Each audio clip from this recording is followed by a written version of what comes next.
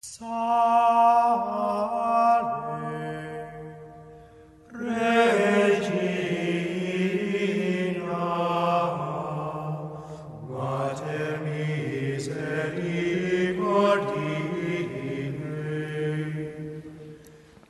Praise be Jesus Christ.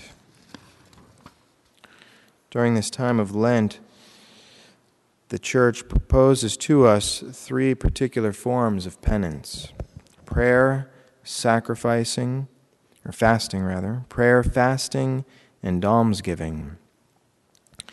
And the liturgy today speaks to us about that first form, that of prayer. It presents to us the confident prayer of King Hezekiah, and then the humble prayer of the centurion. The epistle from the book of the prophet Isaiah presents King Hezekiah, the king of Judah. He was old and he was ready to die, but instead he implores the Lord with confidence that his life might be prolonged, and his prayer is answered.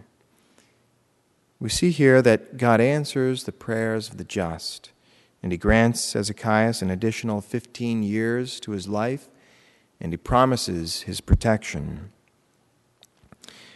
Nevertheless, we should always be ready to die by living lives full of piety and fervent prayer. And by doing so, we will obtain eternal life, which is infinitely more important than having an extension of our temporal life.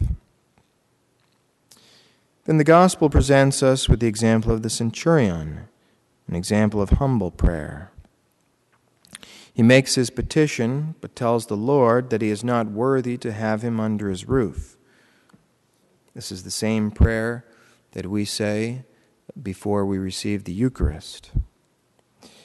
In fact, in all of our prayer, we should remember that, being sinners, we're not worthy to have our prayers heard and answered. We should be grateful that we can even approach the Lord so often and so easily in prayer in order to present him our petitions.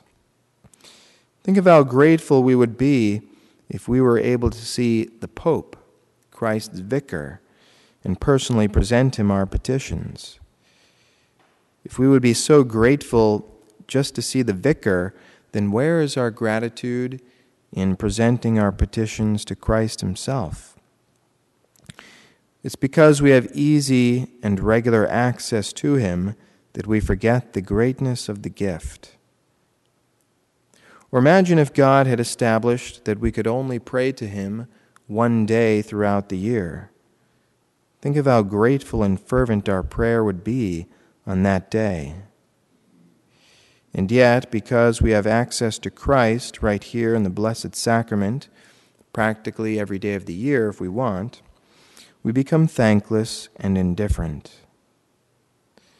So throughout this time of Lent, let's be sure to pray well. Let us pray confidently, yet humbly to the Lord, approaching his majesty with gratitude and fervor. In the name of the Father, and of the Son, and of the Holy Spirit.